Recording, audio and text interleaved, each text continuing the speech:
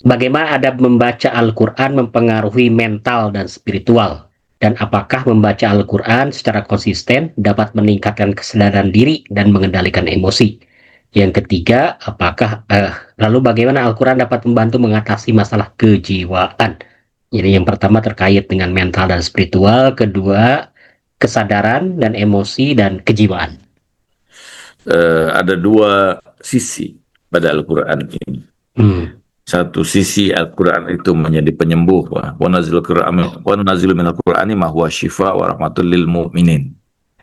Jadi dia menjadi penyembuh dan menjadi rahmat bagi orang-orang yang beriman yang membacanya. Jadi kenapa disebut kemudian Allah katakan di situ wa nazzalna minal Qur'ani ma huwa syifaa wa rahmatul lil mu'minin, ya. Dan rahmat bagi orang yang beriman. Kenapa Allah menggunakan kata mukminin di situ? Maksudnya begini, bahwa sebelum membaca Al-Quran itu orang itu udah mengimani Al-Quran. Oh. Jadi sehingga dia sadar tentang hakikat Al-Quran.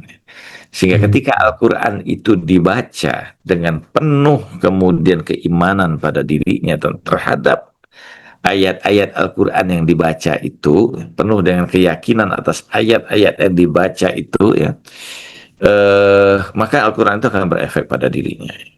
Efek yang tentu luar biasa, ya. Jadi ada, kalau dalam salah satu misalnya pembahasan di dalam kemujizatan Al-Quran yang disebutkan juga oleh Allama Tabatabai adalah apa? Ada aspek mistikal, ada Mistik. aspek yang luar biasa yang tidak tersaksikan, ya, pada kita. Aspek-aspek mistikal itu misalnya Nabi mengatakan bahwa surat Al-Fatihah itu syifa likulli da'i ilal maut, ya. Gitu.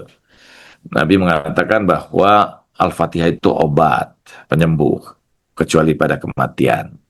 Ada lagi misalnya bahwa barang siapa, Nabi mengatakan barang siapa yang membaca ayatul kursi sebelum dia tidur, ya, dalam di firasnya itu, tempat tidurnya, jadi sebelum tidur dia membaca surah ayatul kursi itu, maka Allah akan melindungi dia, melindungi orang-orang yang ada di rumahnya, melindungi 40 tetangga yang ada di sekitarnya Oh. sampai pagi hari tiba. Artinya ayat-ayat ini memberikan, ya, efek mistikal. Jadi kalau dibaca dengan benar, dengan keimanan, bahwa dia betul-betul beriman pada setiap huruf yang diturunkan Allah dalam Al-Quran ini akan memberikan kemudian perubahan, ya, pada diri seorang itu, gitu kan. Jadi zalikal kitabul la raiba hudal lil muttaqin, ya. Orang yang bertakwa. Dia bisa menjadi petunjuk bagi orang yang bertakwa di situ. Orang bertakwa siapa? Orang yang sudah mampu mengendalikan dirinya. Sehingga kemudian ayat-ayat itu menuntun dia untuk mampu melakukan perjalanan ruhaniyah. Tapi kalau dia sendiri masih menutup dirinya, maka Al-Quran itu tidak akan memberikan makna baginya, ya. Bahkan bisa jadi tadi bahwa ta'ala Al-Quran wal Quran Hmm. yal'anuhu. Yang baca Al-Quran tapi Al-Quran justru melaknat dirinya.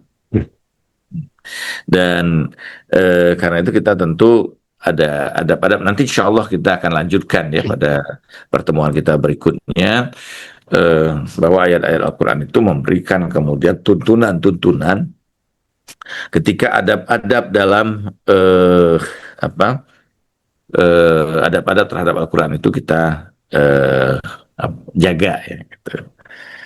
Oke, Ya, pertemuan berikutnya kita akan ya, berbicara tentang adab dalam ya, membaca betul. Al-Quran, sehingga Al-Quran itu memberikan kemudian eh, makna, ya, memberikan kemudian pengaruh pada jiwa kita. Ini yang menjadi penting bagi kita supaya kita dapat kemudian merasakan, ya, pada efek Al-Quran pada Efek Al-Quran. diri kita masing-masing. Oke, baik, Ustaz. Ada closing barangkali sebelum kita doa. Ya. Dan Al-Quran ini petunjuk yang bukan hanya bersifat lahiriah. Dia mencakup kemudian seluruhan diri, elemen atau seluruh dimensi pada diri manusia. Elemen-elemen dalam diri manusia memerlukan tuntunan untuk menyempurnakan kehidupan mereka melalui Al-Quran. Jadi setiap unsur yang ada pada diri kita itu dia akan terlibat ya dalam setiap huruf yang dibaca dari Al-Quran itu, dan berpengaruh pada setiap sel bagian pada diri kita ini dalam menuntun diri kita melakukan proses perjalanan kesempurnaan. Mudah-mudahan ini bermanfaat bagi kita. Insya Allah kita lanjutkan pada kuliah kita yang akan datang, dan kita mohon pada Allah Subhanahu wa taala, Allahumma shalli wa sallim wa barik ala sayyidina Muhammad wa ali Muhammad. Allahumma nawwir qulubana bil Qur'an wa amitna bil Qur'an wa hsyurna bil Qur'an bi rahmatika ya arhamar rahimin. Ya Allah, cahaya jiwa kami dengan Al-Qur'an, matikan kami bersama dengan Al-Quran, dan bangkitkan kelak kami bersama dengan Al-Quran. Rahmatika ya arhamar rahimin. Walhamdulillahi rabbil alamin. Assalamualaikum warahmatullahi wabarakatuh.